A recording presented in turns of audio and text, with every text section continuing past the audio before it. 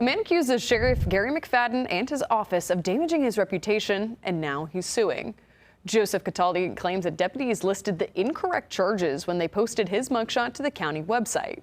Deputies arrested Cataldi on January of 2023 on fraud-related charges, but the website listed sexual offense charges that Cataldi says he never faced. He's now taking the matter to court, where he's requesting compensatory damages of more than $25,000. Want to bring in our chief legal analyst, Khalif Rhodes, here for your take on this case here. Yeah, this is an interesting one. The first thing I thought was that this would be a pro se person representing himself, and it's not. He has an attorney. This attorney is competent and has filed a claim listing 4 complaints and four claims. First of them is a negligence claim. The second one is defamation, and then you have intentional and negligent infliction of emotional distress. And when looking at the negligence standard, it's duty, breach, causation, and damages. Do you, as a sheriff's department, have a duty to list individuals that are on your website with accurate information? And have you breached that duty? And then are you the proximate cause? But for you listing it improperly, have you now caused this person some damages? And then the other issue is the damages. What will his damages look like? That's something that he'll have to be able to point to if this case goes to trial. I think the stronger claim will be the defamation claim. That one is because he's not a public figure, this individual bringing the claim. And so the standard is that, was it a false statement? And did you know or should have known at the time that you made the statement that it was false?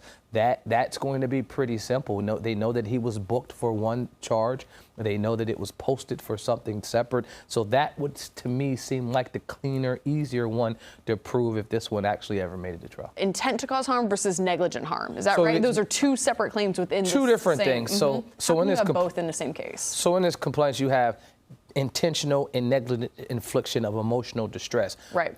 One of law school favorites. We actually talked about it earlier today as well. That's a claim where you're saying that you have done something so serious, some egregious, that now you've caused me so much harm that I've had to go seek some type of treatment. And so it can be the intentional manner or it can be the negligent manner. So the intentional one is that he's alleging that this was done on purpose. And then the negligent one was, even if it was a mistake, that you knew or should have known that what you would do would cause some type of injury. Those, I think, are going to be the harder to prove. Every law school student and every attorney is trying to throw them in a complaint, but I just think those are really, really going to be hard to prove. These other 2 are going to be the easier, and if I had to list, the defamation is going to be the easiest. Listed in this case, we have Sheriff Gary McFadden as well as 10 unnamed deputies, but they say 10 deputies within the sheriff's office had some step of the process from charging the individual to posting on the website. That's good lawyering. I mean, you don't know the names, and so the law will allow you to do that. Okay, I know that there was someone that's going to be in intake, someone that's going to be in arrest processing, someone that's going to be in the process between going to the magistrate and when I get released, in the release post.